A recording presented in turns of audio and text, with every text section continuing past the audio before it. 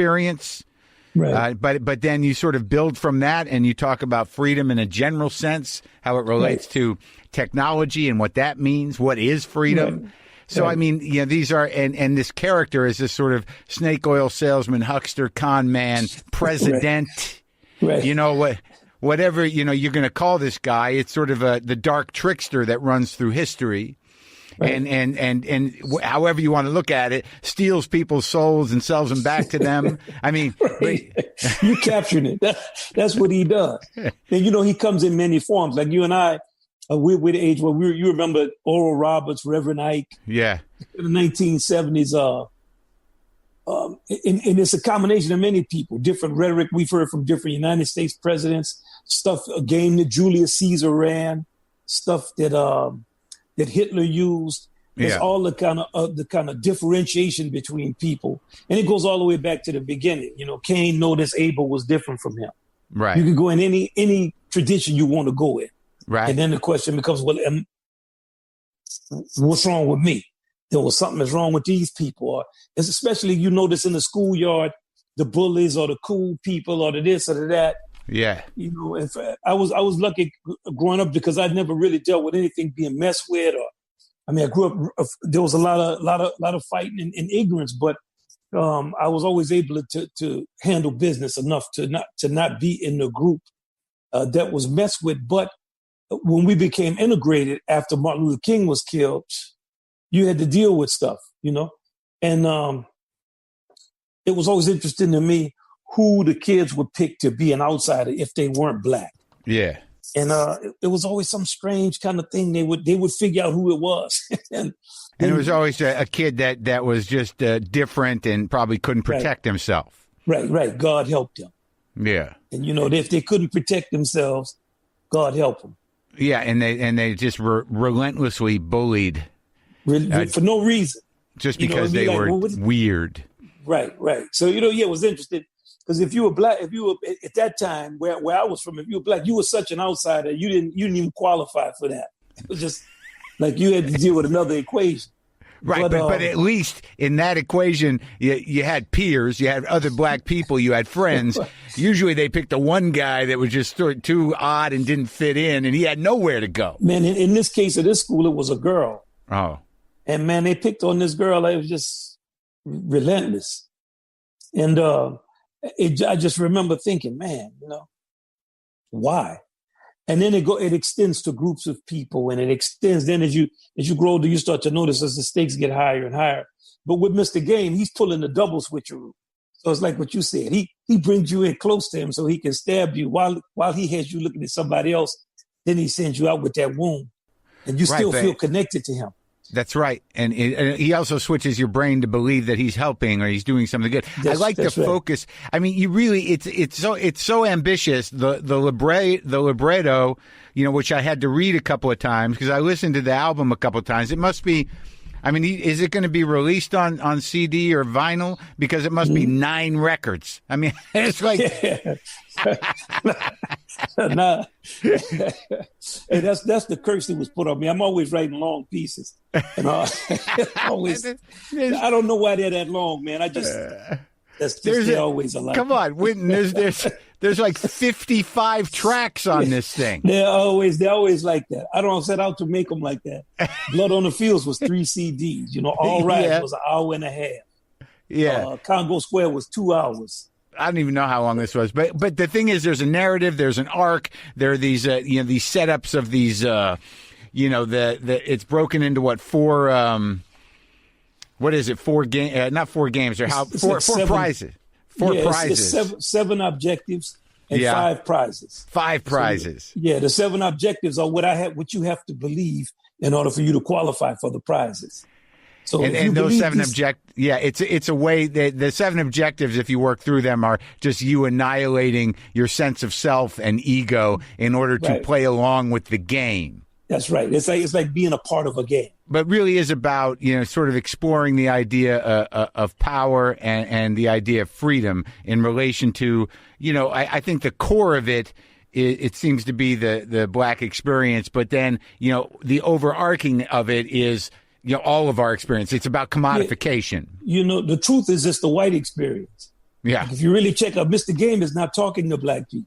No, He's I know. talking to white people. He's talking to the white America. Right. And I was in that first generation that was really integrated, more or less. We weren't really integrated, but I was in that kind of throw period that was really tough. My parents were completely segregated. You grew up in New Orleans, right? I grew up outside of New Orleans. It's Kenner, Lil Farms, Breaux Bridge, Towns. We moved to New Orleans when I was 12. How many kids were there? 6 kids. And your parents, and your dad was a musician. My dad and my mom, dad's musician, jazz musician. And you have real memories of when it was integrated. Man, I remember I remember all about it. I remember when King was killed. I remember a lot of after 1966. I can remember first concert I went to was James Brown at the Municipal Auditorium, 1967.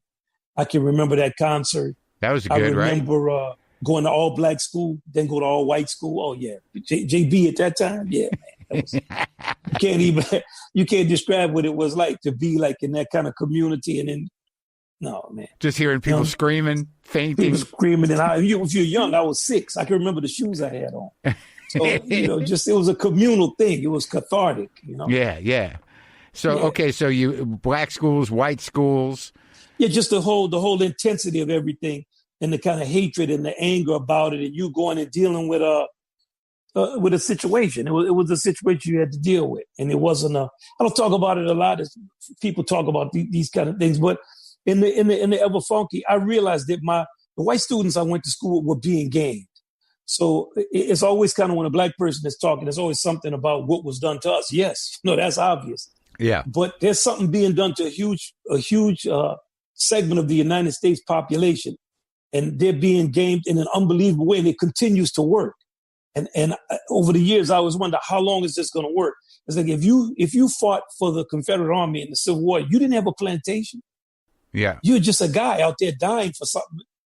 For what reason? To keep another person who you weren't even have the benefit of making money off of them. And that continues to today. I've seen it my entire adult life. If it's not Willie Horton, it's something else. Now it's the 400 people in Chicago who looted. It's always something, man. There will get 280 million people looking for 1,000. It's just stupid. Right.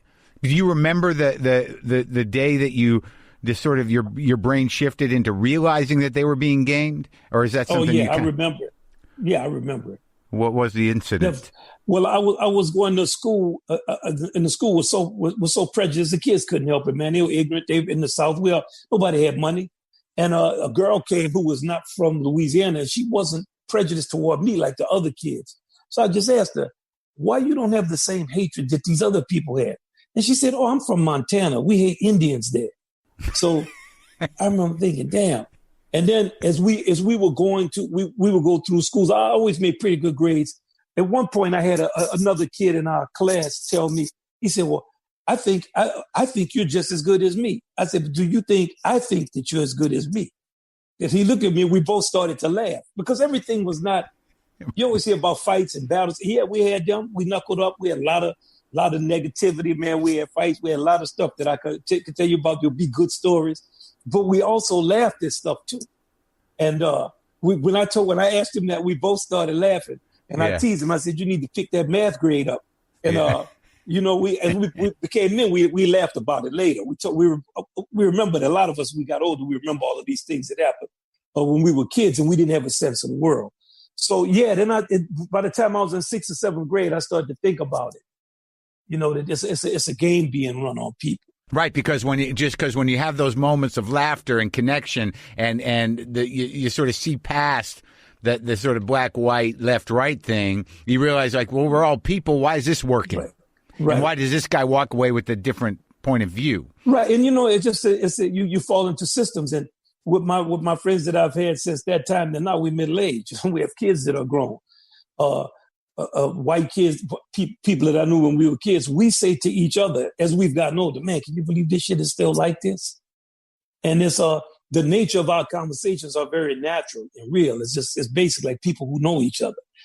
It's not demographic conversation.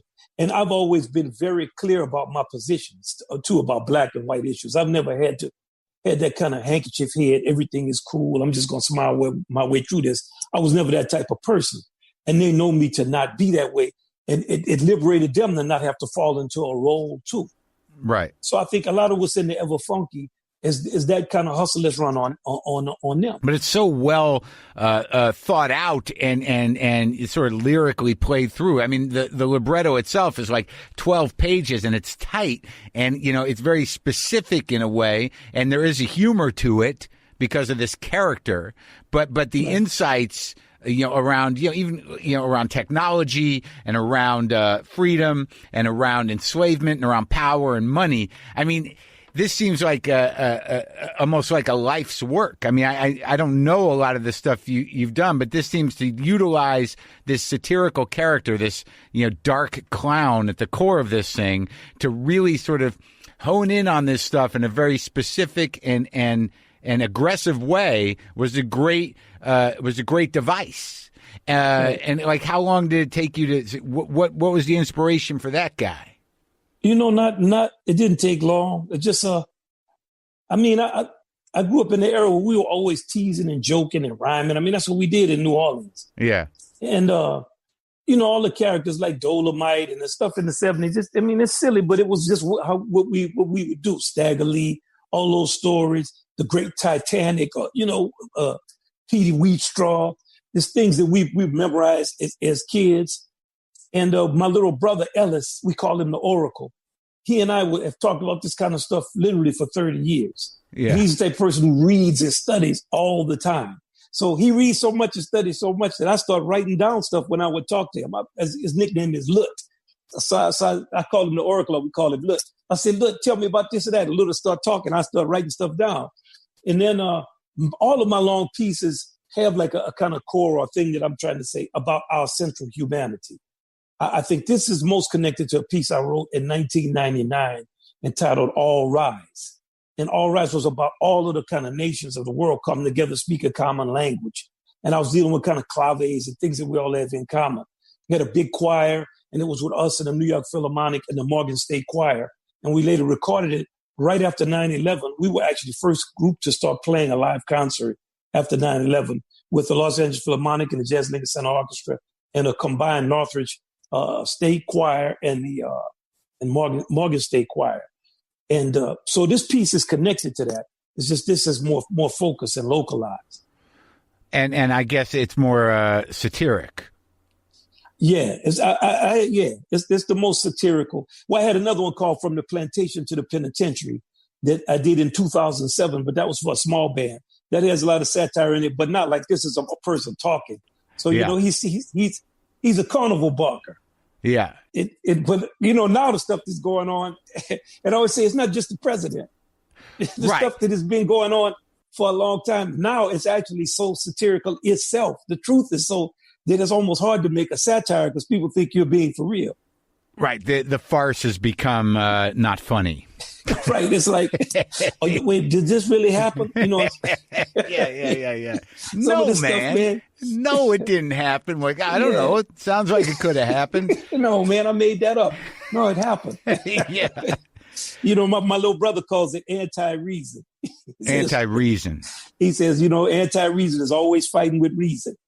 He said, you got to be careful with anti-reason because once you start to defend anti-reason, you find yourself on the backside of your position. So you become more addicted to anti-reason than your own health and safety. It also, and also it's sort of like it's a perception cancer. Like, you know, like if you lock into anti-reason, you'll disable your ability to see any sort of truth.